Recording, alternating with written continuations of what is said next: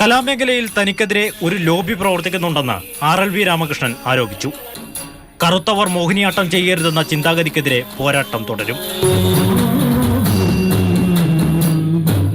ഈ ഒരു വിഷയവുമായി ബന്ധപ്പെട്ട് കേരളത്തിലെ എല്ലാ കറുത്ത മക്കൾക്ക് വേണ്ടി വഴിയോരങ്ങളിൽ മോഹിനിയാട്ടം അവതരിപ്പിച്ച് പ്രതിഷേധിക്കാൻ തന്നെയാണ് എന്റെ തീരുമാനം.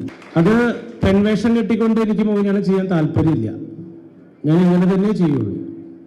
നടനും NDA സ്ഥാനാർത്ഥിയുമായ സുരേഷ് ഗോപിയും RLV രാമകൃഷ്ണന് പിന്തുണ പ്രഖ്യാപിച്ചു. കുടുംബക്ഷേത്രത്തിൽ നൃത്തപരിപാടി അവതരിപ്പിക്കാൻ സുരേഷ് ഗോപി രാമകൃഷ്ണനെ ക്ഷണിച്ചു. എനിക്ക് നൃത്തപരിപാടിക്ക് പോകാനായിട്ട് പറ്റില്ല.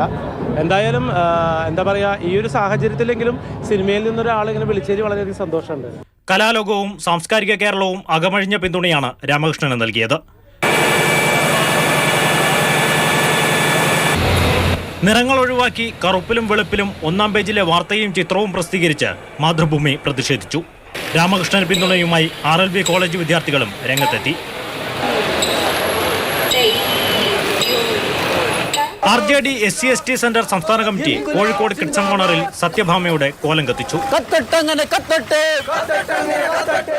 News desk, Mathrubhumi news.